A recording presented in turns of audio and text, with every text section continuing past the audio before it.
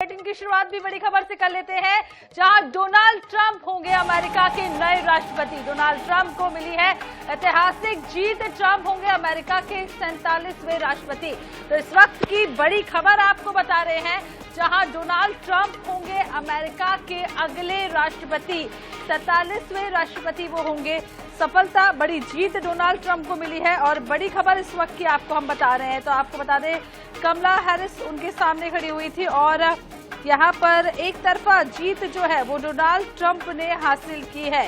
तो आपको बता दें कि इस वक्त की बड़ी खबर, जहां आपको बता दें कि डोनाल्ड ट्रंप होंगे अमेरिका के अगले राष्ट्रपति और 47वें राष्ट्रपति डोनाल्ड ट्रंप होने वाले हैं। 270 सीटों की लड़ाई ये हुई थी, जिसमें आपको बता दें कांटे की टक्कर पहले देखने को मिल रही थी। उसके बाद एक तरफा यहाँ पर नतीजे देखने को मिले, जहां 210 और 247 सीटों पर ये मुकाबला आपको बता दें राष्ट्रपति की दौड़ में थे और ट्रंप हमेशा आगे रहे। अमेरिका के राष्ट्रपति चुनाव को लेकर काउंटिंग लगातार सुबह से जारी थी और अब डोनाल्ड ट्रंप को ऐतिहासिक जीत मिल गई है। इस वक्त की बड़ी खबर आपको बता रहे हैं।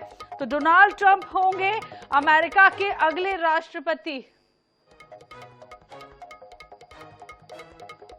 तो ब्रह्मदीप अलहूने, विदेश मामलों की जानकार, हमारे साथ जुड़ गए। ब्रह्मदीप जी, बहुत बहुत स्वागत है INS 24/7 में। और अमेरिकी राष्ट्रपति चुनाव को लेकर बड़ी खबर यही निकलकर सामने आ रही है कि डोनाल्ड ट्रंप एक बार फिर से अमेरिका के राष्ट्रपति होंगे।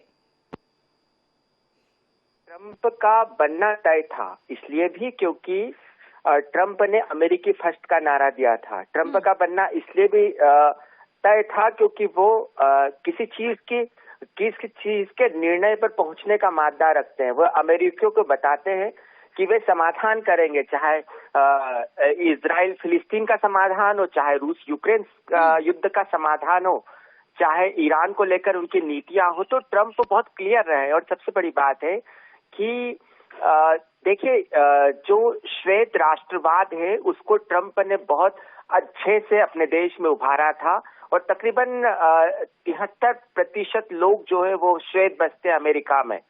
तो उन पर जो ट्रंप का जादू है वो चला। और जबकि दुनिया भर में इतनी समस्याएं हैं और उन समस्याओं में के बीच अमेरिका की भूमिका बहुत महत्वपूर्ण हो जाती है। और ट्रंप ने देखिए, जब जो जेलेंस्की है वो अमेरिका आते थे और जाते थे, तो ट्रंप ने कहा था कि वो बहुत बड़े सेल्समैन है, यूक्रेन के राष्ट्रपति, की जब भी आते हैं तो अमेरिका से बहुत सारी मदद लेकर चले जाते हैं। तो ये जो उनकी स्पष्टता है वो लोगों को पसंद आई। उनका श्वेत राष्ट्रवाद पसंद आया, उनकी अमेरिकी फर्स्ट की नीति पसंद आई, इजराइल और फिलिस्तीन को लेकर उनका नजरिया पसंद आया, रूस यूक्रेन युद्ध को लेकर उन्होंने कहा कि वो युद्ध को समाप्त करवा कर रहेंगे। तो कुल मिलाकर ट्रंप जो है जितने मुखर होकर अमेरिकन के सामने देश की नीतियों को रखते थे और उसके समाधान ढूंढते थे, मुझे लगता है कि अमेरिकन ने उसको पसंद किया। और यही कारण है कि अब देश के 45वें राष्ट्रपति के तौर पर ट्रंप एक बार फिर अमेरिकी सिंहासन और दुनिया के सबसे शक्तिशाली पद पर आसीन होने में कामयाब हो गए हैं। ब्रह्मदीप जी, ये भी समझ लेंगे कि प्रधानमंत्री नरेंद्र मोदी से रिश्ते भी काफी अच्छे रहे हैं डोनाल्ड ट्रंप के। तो अब जब प्रधानमंत्री से रिश्ते तो अच्छे रही हैं और राष्ट्रपति बन रहे हैं 47वें, तो भारत को किस नजरिए से देखेंगे, कितना फायदा इस रिश्ते का अब हो सकता है? बड़ा अच्छा सवाल है आपका। देखिए, चूंकि भारत में एक मजबूत सरकार है और प्रधानमंत्री नरेंद्र मोदी की जो नीतियां हैं या जो उनकी स्पष्टता है, वो भी किसी चीज के निर्णय पर पहुंचने को पसंद करते हैं। और अभी हाल ही में जब प्रधानमंत्री मोदी अमेरिका के दौरे पर गए थे, तो उन्होंने ट्रंप को लेकर बहुत स्पष्ट कहा था कि वह मेरे अच्छे मित्र हैं। मतलब एक देश में दूसरे पार्टी की सरकार है, लेकिन विपक्ष के नेता को प्रधानमंत्री मोदी ने एक अच्छा दोस्त बताया था। ट्रंप ने भी मोदी जी को अपना अच्छा दोस्त कहा था। तो ट्रंप का आना भारत के लिए इसलिए भी महत्वपूर्ण हो जाता है क्योंकि बाइडेन सरकार पाकिस्तान से अच्छे संबंध करने की ओर देख रही थी। वहीं पर ट्रंप जो है वो जब पिछले अपने कार्यकाल में पाकिस्तान को दी जाने वाली सहायता को रोकने का निर्णय ले चुके थे। तो ट्रंप का आना भारत के लिए बहुत अच्छी खबर इसलिए भी है क्योंकि चीन को लेकर ट्रंप की नीतियां बहुत स्पष्ट नजर आती है। चीन को लेकर वे आक्रामक नजर आते हैं। चीन की वे कई मौकों पर आलोचना भी कर चुके हैं, पाकिस्तान की आलोचना भी कर चुके हैं। और ट्रंप के आने के बाद पाकिस्तान में लोकतंत्र सही तरीके से आ सकता है। तो दक्षिण एशिया के संदर्भ में ले ले, एशिया के संदर्भ में ले ले, और साथ ही साथ रूस और अमेरिका के बीच जितना अच्छा बैलेंस बनेगा भारत के लिए वो उतना ही अच्छा होगा।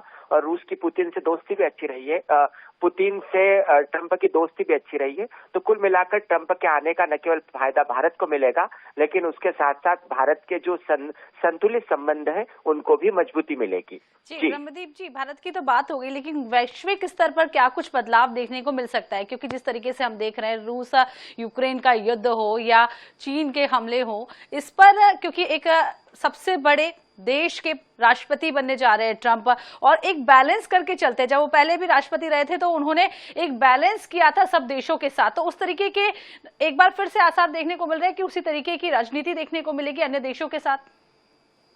बहुत बहुत महत्वपूर्ण सवाल है जो सभी को समझना चाहिए। दरअसल अमेरिका के राष्ट्रपति का बनना और उसकी नीतियां जो है वो पूरी दुनिया को प्रभावित करती है। और जो ट्रंप है वो अमेरिका के एक ऐसे राष्ट्रपति हैं जो नाटो में अमेरिका की भूमिका को लेकर ही सवाल उठा चुके हैं। वो नाटो जो अमेरिका के सहयोग के बिना चल ही नहीं सकता, वह नाटो से अलग होने की बात तक कर चुके हैं। इसका मतलब यह है कि सबसे ज्यादा राष्ट्रपति चुनने के बाद ट्रंप के सबसे ज्यादा जो सांसें फूली होगी या फूल रही होगी, यूरोप की फूल रही होगी। क्योंकि यूरोप और अमेरिका के संबंधों को लेकर ट्रंप बहुत स्पष्ट कह चुके हैं कि यूरोप की कब मदद करना और कैसे मदद करना, नाटो के साथ आखिर अमेरिका रहेगा और इतने अरबों रुपया खर्च क्यों करेगा। यही बात वे यूक्रेन को लेकर भी कर चुके। अभी जेलेंस्की जब अमेरिका गए थे वो ट्रंप से भी मिले थे और कमला हैरिस से भी मिले थे। तो अब आने वाले समय में यूक्रेन को मिलने वाली मदद बंद हो सकती है। इसका मतलब है कि क्या यूरोप यूक्रेन को ज्यादा मदद करेगा? इसका अर्थ यह है कि क्या आने वाले समय में रूस को लेकर अमेरिका की जो उदार भूमिका सामने आएगी? तो निश्चित तौर पर ट्रंप के राष्ट्रपति चुने जाने के बाद यूरोप और अमेरिका के संबंध बदलते हुए देखने को मिल सकते हैं। ट्रंप खुलकर कह चुके हैं कि जो हमारी सहायता राशि है उसको अमेरिकन के लिए हम लगाएंगे, जबकि अरबों रुपया जो है यूक्रेन को दी जाती है, अरबों रुपया इजराइल को दी जाती है। तो यदि इजराइल और यूक्रेन को लेकर अमेरिकन नीतियों में फर्क आता है, जो कि आएगा भी, तो यूरोप उसको कैसे हैंडल करेगा? क्या आने वाले समय में यूरोप को अमेरिका की तरह आक्रामक होना पड़ेगा? क्या नाटो जो पूर्वी और पश्चिमी यूरोप में आगे जा रहा है, रूस को दबाने की कोशिशें कर रहा है, तो क्या अमेरिका उसमें भागीदार होगा?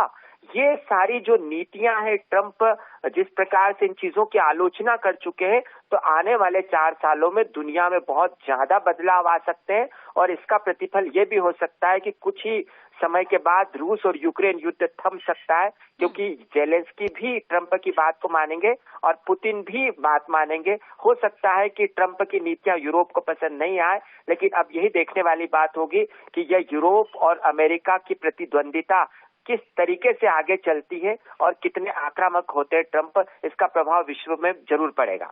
तो कितने आक्रामक होते हैं ट्रंप, इसका प्रभाव भी देखने को मिलेगा। बहुत शुक्रिया आपका ब्रह्मदीप जी, तमाम जानकारी हमारे दर्शकों के साथ साझा करने के लिए। तो डोनाल्ड ट्रंप होंगे एक बार फिर से अमेरिका के राष्ट्रपति, और आपको बता दें कि ऐतिहासिक जीत उन्हें मिली है। 47वें राष्ट्रपति डोनाल्ड ट्रंप बनने जा रहे हैं।